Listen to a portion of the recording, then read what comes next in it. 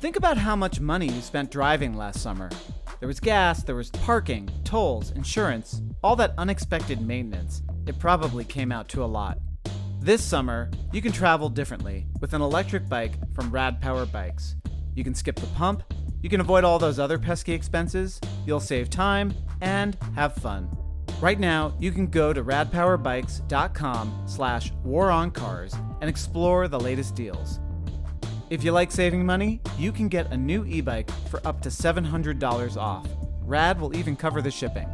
Again, that's radpowerbikes.com/waroncars. Just remember, summer is better when you don't have to drive, and it's a lot more fun on an e-bike.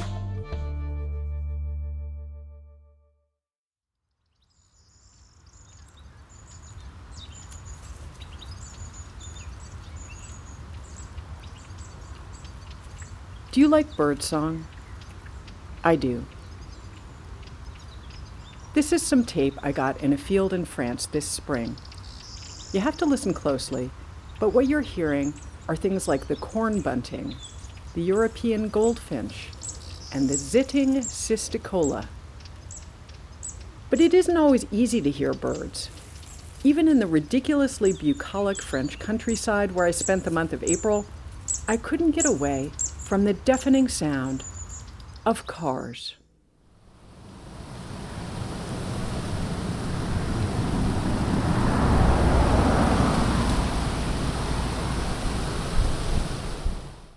The birds can't get away from that sound either.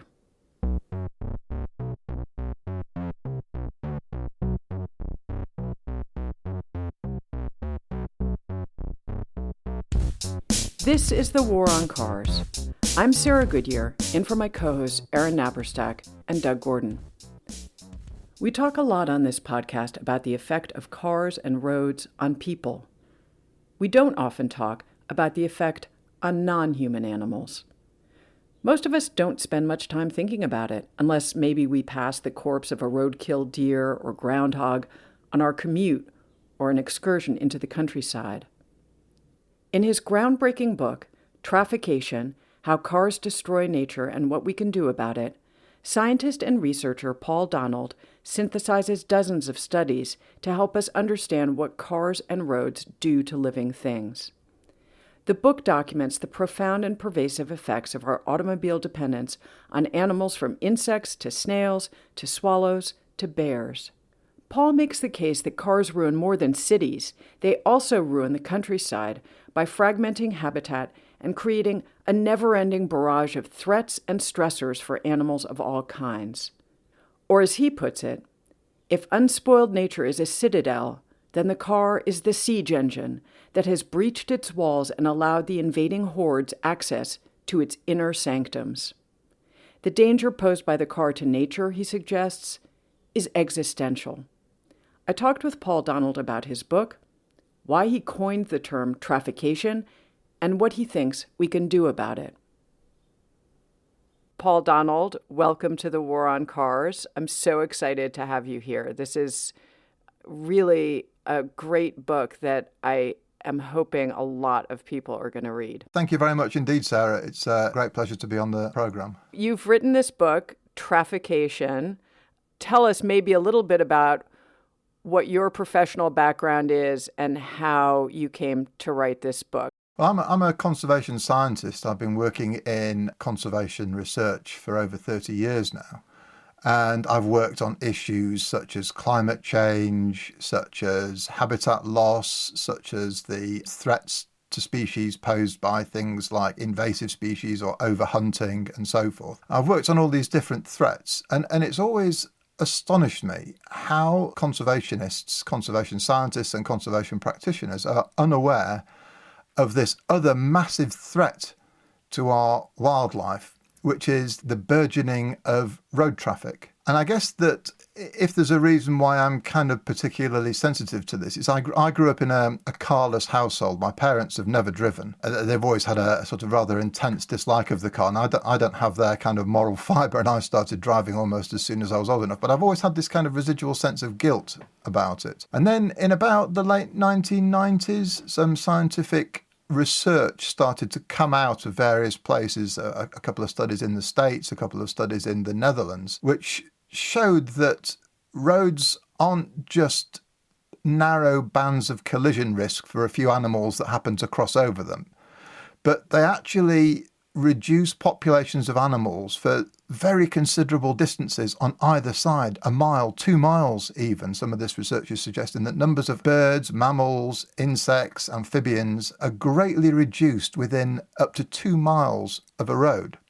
Now, if you look at a country like the UK, where I live, that's pretty much the entire country. Pretty much the entire country is within 2 miles of a road. So while all these people were working on issues like climate change, agricultural intensification, habitat loss, to try and explain this massive decline in biodiversity that we've had over the last 30 years, nobody has been looking at this other thing, this issue of roads. And I've seen this literature grow and grow, more and more people studying this issue, all of the results showing that actually here there's a massive problem that impacts on biodiversity in many, many different ways. But no one's trying to pull it all together and synthesize it to kind of make it a thing. And that's what this book attempts to do.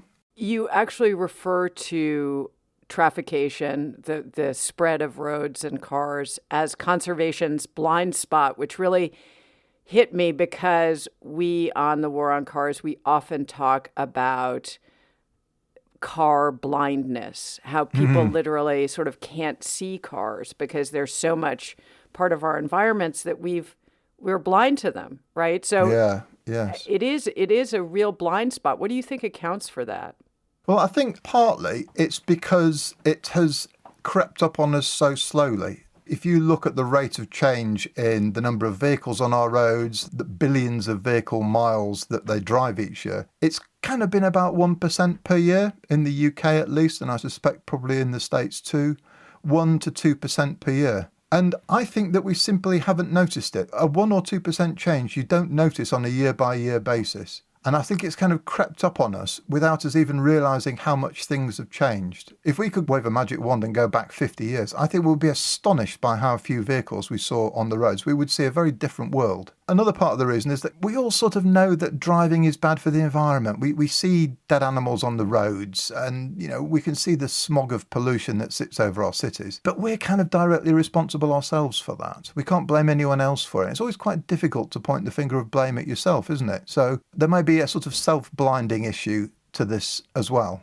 From a moral perspective, I think that people, they have to drive, right? The society is set up in such a way that many, many car trips, while many are discretionary, and you talk about that in your book, and I want to get to that, many of them are not discretionary because of the way our transportation systems have been set up. This is particularly true in North America.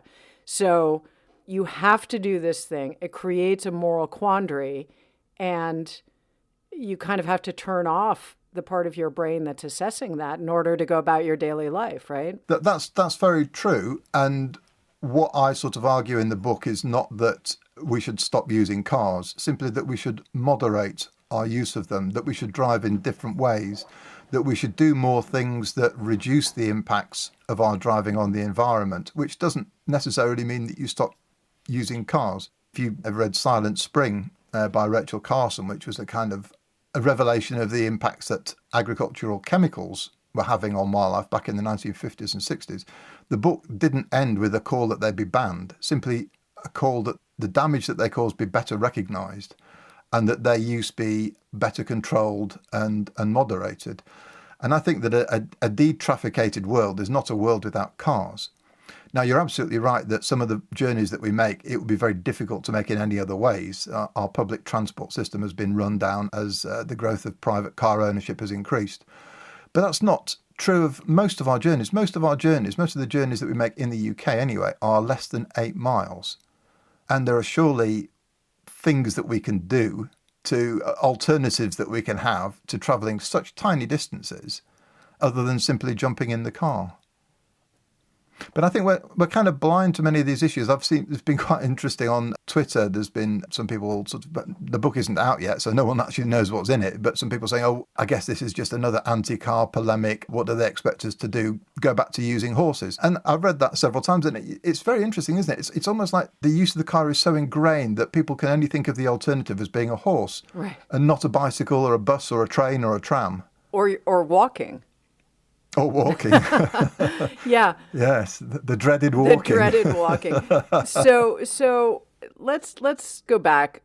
One of the most fascinating things in the book for me is the origin story of what I guess is called dead listing, which is the practice of counting road-killed animals. And you talk about a couple in the United States of America, the Stoners. The Stoners, yeah. Dayton and Lillian Stoner. I got rather fond of them as I was researching this book. I kind of used their initial journey as a thread that runs through the book. So they lived in Iowa City, and Dayton was a zoology professor, and his wife Lillian was an ornithologist. I get the impression they were kind of rather staid, conservative characters, but the story kind of starts really with a journey that they made in 1925, a 2-day journey each way from Iowa City to a research station in Iowa, and then they kind of came back a month or so later. And it was an utterly unextraordinary journey, apart from the fact that rather than just driving by the roadkill that they saw, they decided to stop and identify each little corpse and count them along the way. And they published their findings in an article in the journal Science in 1926. And that was the first scientific article ever published on the environmental toll of road traffic. And it sparked an interesting surge in interest in counting dead things. It's been called dead listing, this kind of passion, this craze. And if you think about it, it's actually quite a nice, easy way to get a publication, isn't it? If you're driving along a quiet country road anyway, with nothing else to do, just counting the things that you see dead on the road along the way is kind of quite an easy way to collect data. And then you just kind of write a list and you say, I started here and I finished here, and this is a list of the things I saw. But there's a huge, great sort of swell of these publications. And I suspect what this was that roadkill appeared rather suddenly at about that time, sort of early to mid 1920s, as speeds were creeping up, as numbers of vehicles were growing, and as road surfaces were improving. And I suspect that's kind of when roadkill started to become a noticeable part of daily travel. And what was it that the Stoners saw along the roadside then? Well, the most extraordinary thing to me is that the commonest species they recorded by far was red-headed woodpecker, which is today really quite a rare species. And you wouldn't necessarily think that woodpeckers would be the most frequently recorded roadkill. In fact, I think the second most frequently recorded species that they found was another species of woodpecker, the flicker. But these species of woodpeckers were clearly feeding either on wooden posts along the roadside maybe, or they were trying to catch ants on the roadside or whatever it was. But anyway, those were the most frequently recorded species. Now, I think you'd have to drive a very, very long way in the States now to see a road-killed red-headed woodpecker, because they're really quite a scarce species now. Now, whether that's because of roadkill or for other reasons, we don't know. And that's part of the problem, right, of looking at the way that roads have affected wildlife populations, is that it's a very complex set of variables and conditions. You talk a lot about the correlations between the spread of roads and the decline of various populations, but proving causation obviously is a whole other thing. But what's interesting to me is that you very quickly move beyond the obvious gross phenomenon of roadkill to the more subtle and nuanced effects that traffic has on environment and that roads have as they are built through the countryside. And really, I think the key part of your book is about noise. It's not unsurprising that people aren't really aware that traffic noise might be a problem to wildlife, because most people aren't aware of how serious a health problem it is to people. It's a massively serious health problem. Road traffic noise probably kills hundreds of thousands of people around the world each year. And it's nothing to do with the damage it does to your ears. It's the fact that your body, your subconscious body, your subconscious mind detects traffic noise as a threat. And what it does is it squirts stress hormones into your bloodstream. People who live near roads suffer all sorts of health problems at much higher levels, cognitive performance, various forms of cancers, stress, cardiac diseases and so forth than people who live away from roads. It's a massively strong effect, and there's more and more papers being published every year that draw this link. There's also a huge amount of recent research that draws a really strong link between road traffic noise and all forms of dementia, particularly Alzheimer's disease. Now, wildlife senses roads in pretty much the same way as a stressor, and the great majority of species, not all species, but the great majority of species are very adversely impacted by traffic noise to the extent that they will just abandon areas near roads. And this can happen at much lower levels of noise than damages ourselves. Certain birds, for example, can't tolerate noise pollution louder than about 35 to 40 decibels, which is kind of what you'd hear in an average public library. And what this means is this kind of invisible pollutant is stripping wildlife for miles around even fairly minor roads. And I think this is probably not the only, but possibly the single most significant impact, certainly on vertebrates, mammals, birds and amphibians, of all of the many environmental problems that cars cause. And you talk about the effect on the heart rate of bears, right? Yeah. And there's all sorts of really interesting ways that traffic noise influences things. So yes, people have attached heart monitors to bears, and they find that the bears' heartbeats increase as they approach roads. Birds and frogs change the way they sing. Birds and frogs that are able to survive near roads raise the pitch of their voice. They start shouting. But what that means is that the quality of the song that they're giving is reduced. So they may be trying to make themselves heard over the clamour of noise, but the song that they produce is having less effect. It's having less attractive effect on the females that they're trying to attract, and less of a deterrent effect on the rival males that they're trying to threaten. So there's all sorts of ways that we're only really just discovering in the last 10 or 20 years that road traffic noise can fundamentally undermine a whole range of ecological processes. The shouting of the birds, it's interesting because I live here in the center of New York City, and one of the most common birds that we have is the house sparrow, and they have such a piercing cheep. And I've thought about that. Oh my God, it's shouting to be heard. I've thought, well, maybe one of the reasons sparrows are so successful is that their song is this just laser-like cheep that just drills into your ear.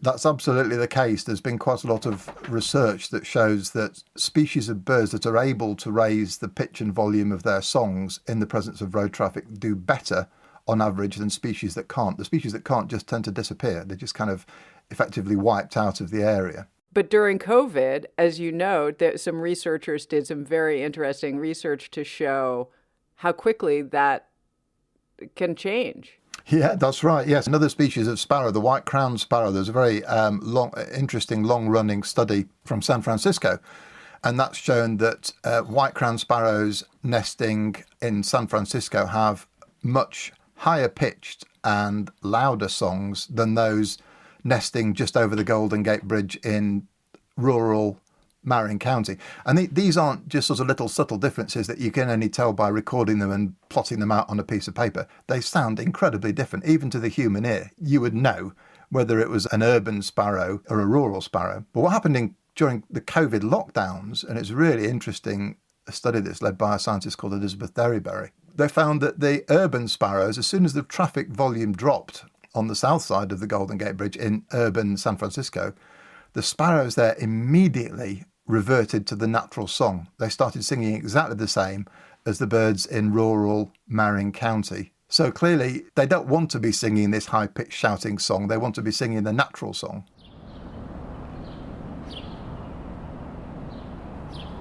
And now a word from our sponsor, Cleverhood.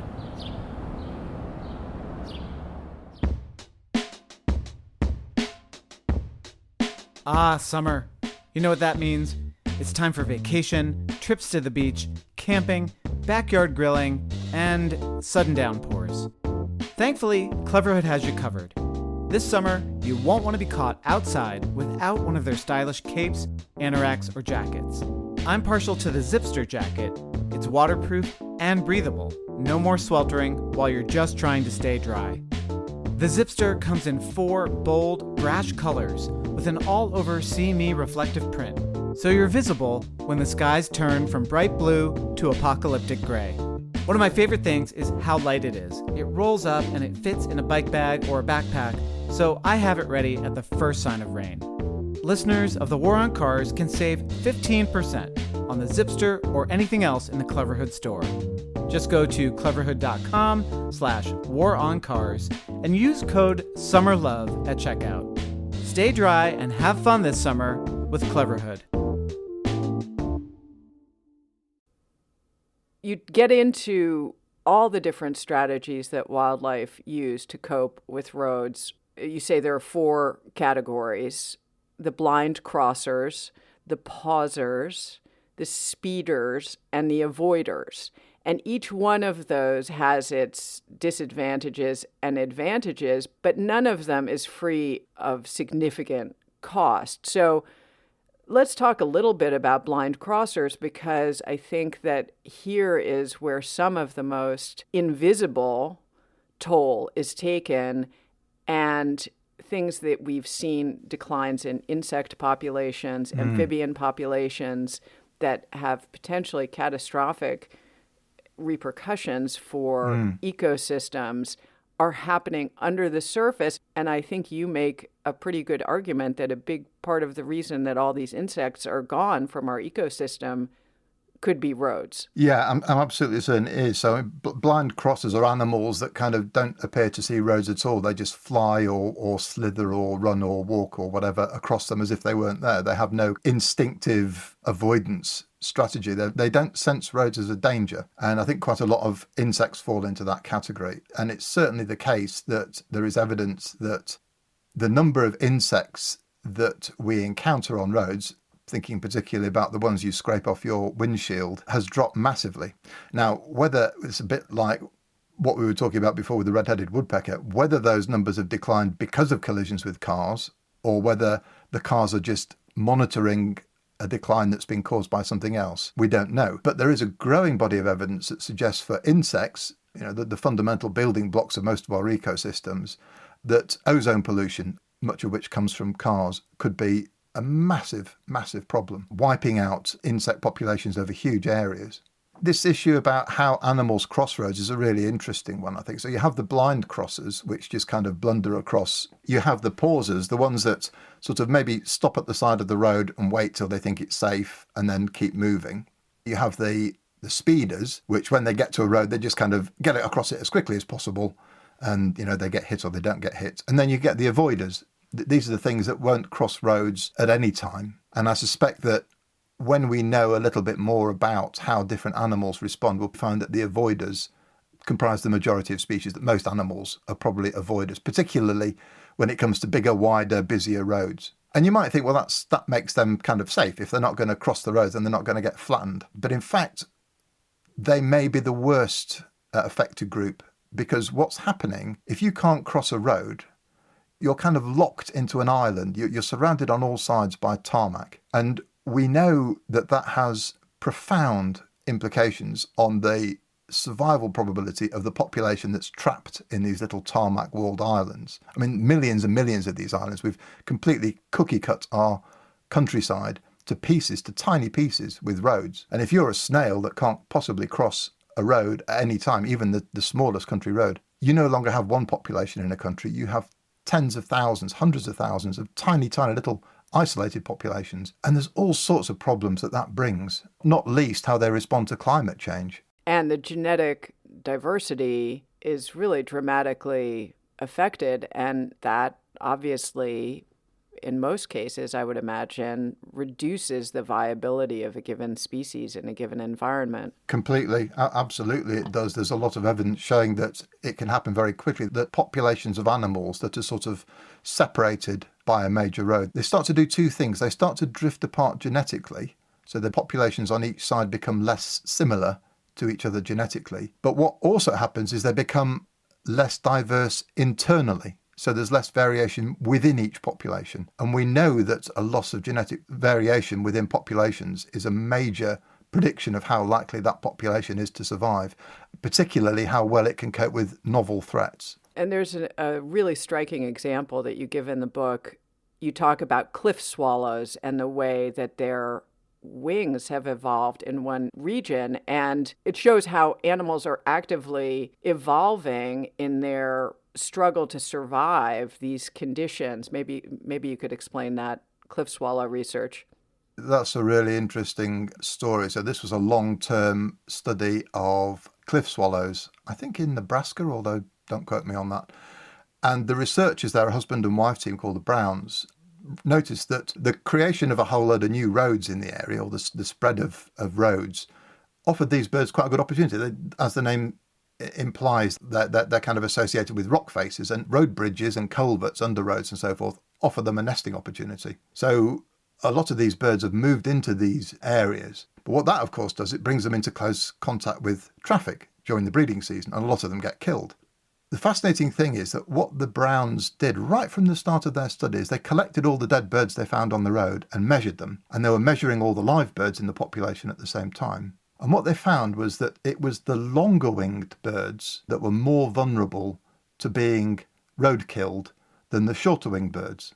And the reason they propose for this is that we know that in birds, having a short rounded wing is correlated with agility. So hawks, which hunt birds through kind of stealth and ambush, have short rounded wings because it makes them very, very manoeuvrable. But what the Browns found was that it was the longer winged birds, the less manoeuvrable birds, that were being preferentially killed on the roads, and that over time the average wing length of the entire population shrank.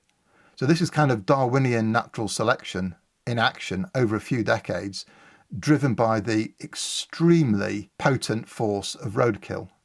You quote British historian and journalist Brian Appleyard. He talks about the vehicle being the Anthropocene's battering ram.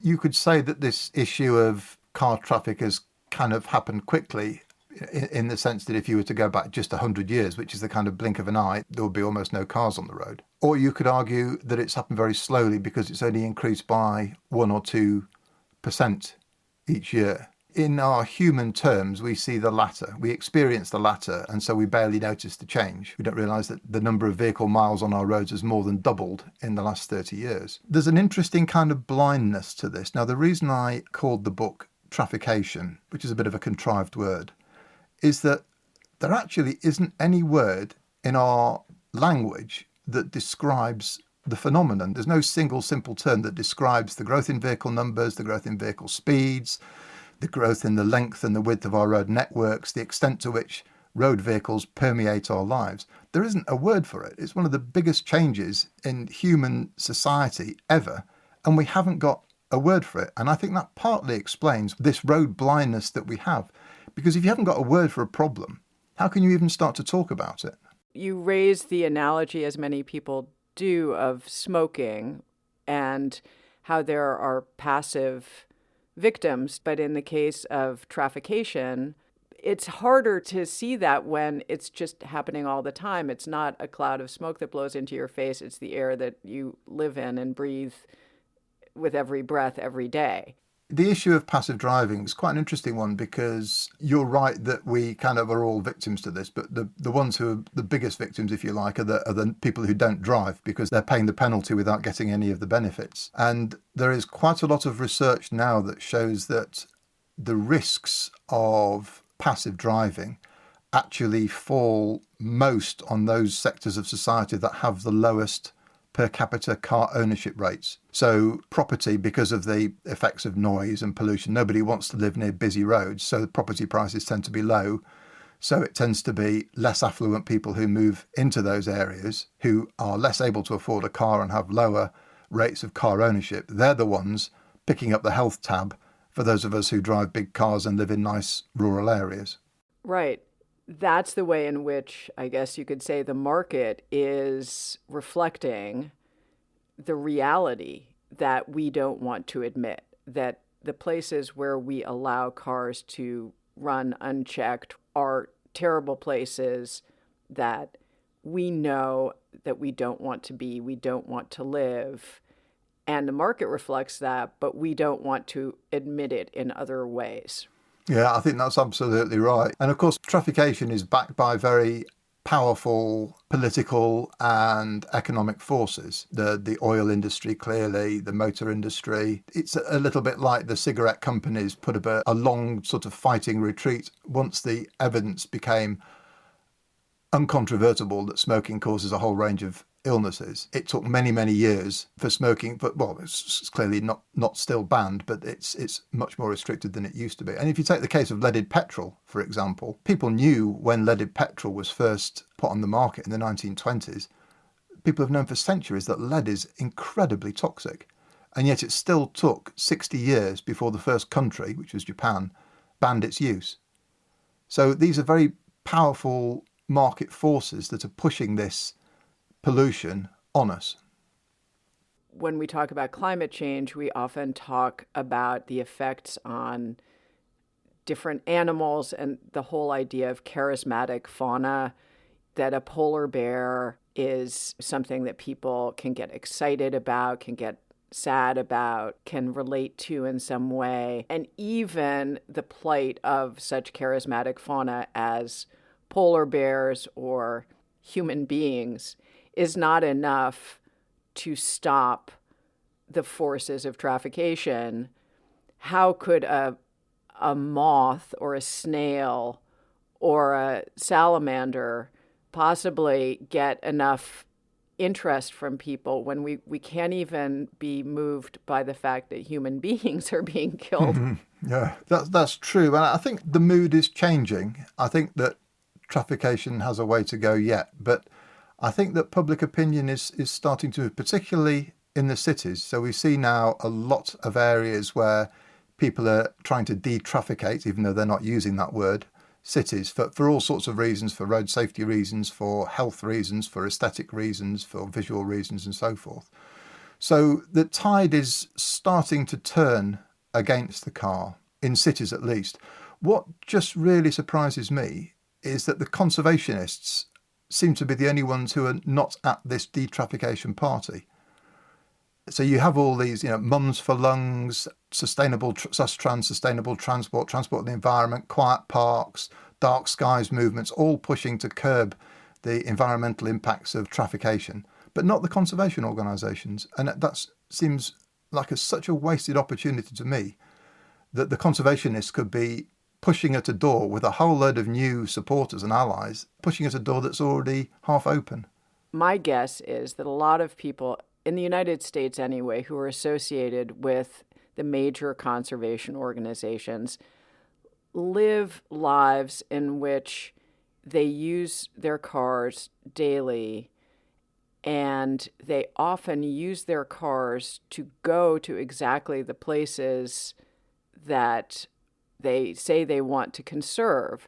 But if you think about traffication fully, you'll realize that by going to that place in your car, you are part of the problem. And maybe that's just too much for people to hold in their mind. They can understand that cars are bad in cities, but I keep a car in the city so that I can go out to the countryside and experience the beauty of nature. And for them to think, as I drive down that country road, I'm destroying an ecosystem with every inch that I travel. Yeah. Is that just too much for people to think about? Yes, I think it's an interesting one. I mean, it's a bit of a dilemma because conservationists know that people need to experience wildlife for them to feel moved to protect it. So in a sense, you could argue that the car is a great thing because it gets people out into nature so they can appreciate it more, so they're more likely to want to do something to protect it. But you're right that every trip is another tiny nail in the coffin of the environment. And it's very difficult to know where to draw the line, really. And I come back to the point I made earlier that insofar as I make any recommendations in this book, I'm trying just simply to present the facts, not to present an agenda. The book is not a polemic against the car. It's a call that we recognise the problems for wildlife and for the environment that our driving causes and seek to moderate them as much as we possibly can. And there are many things we can do that most drivers wouldn't even notice, let alone care about.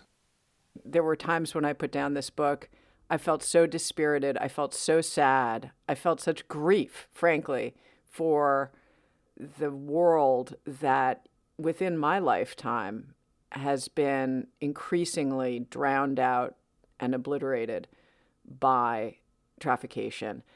But you do come to some thoughts about how to cope with it in the end. You know, you didn't say we need to unbuild these roads that have cookie-cuttered the English countryside into tiny islands that are unsustainable. You didn't go that far, but you did have some concrete recommendations. The thing that you said that really moved me is you said the right to drive is secondary to a right not to be harmed by the driving of others. Mm-hmm. And maybe that's sort of the foundation of how to go forward. But talk about what you do see as potential, if not solutions, at least mitigations of this catastrophic situation. I think there are loads of things that can be done. A point that I repeat throughout the book, perhaps to ad nauseum, some readers might think, but is this simple truth about the environmental impacts of traffication, which is that pretty much all the damage you cause by driving, roadkill, noise pollution, light pollution, exhaust pollution, particulate pollution, fragmentation, all those problems, pretty much all of those problems increase exponentially with vehicle speed. And I think that the simplest thing, the best way to start reducing the problems of traffication is to keep a lid on vehicle speed. And people will say, oh, yeah, we can't go tootling around at 20 miles an hour like we did in the 1920s. But actually, computer models show that if we did start tootling around at 20 miles an hour like we did in the 1920s, in cities at least, our journey times would fall because most of the journey time is congestion caused by people going more than 20 miles an hour, braking and so forth. So there are simple solutions, and 20 mile an hour zones are becoming more and more frequent. I don't think we need draconian measures like giving people a ration of miles they can use each year or anything like that. I just think we need to rebalance the world a bit. For example, if a road passes through a particularly sensitive national park or nature reserve, reduce speeds. And it doesn't need to be all year round. The value of those parks may be seasonal. It may be that they're important for their nesting birds, in which case you only need to take measures during the breeding season of those nesting birds. There's lots of smart ways we can reduce our driving such that it wouldn't really impact on people so much, but could reduce by a high proportion all the damage that we're causing. And I'm sure there'll be those out there who will say reducing car use, it's a Luddite, technophobe, sort of backward-looking thing. It's the exact opposite. It's using the latest technology in the smartest possible ways. It's seeing the combustion of Jurassic plant life in a combustion chamber invented by Victorians, not as an icon of modernity, but as a tarnished anachronism. And that's where we need to start, I think.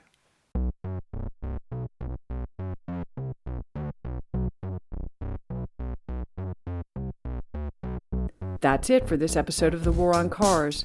Thanks so much for listening, and thanks to our Patreon supporters for making this podcast possible. If you want to support The War on Cars, go to thewaroncars.org, click Support Us, and enlist today. Starting at just $3 a month, you'll get access to exclusive bonus content, ad-free episodes, and we'll send you stickers.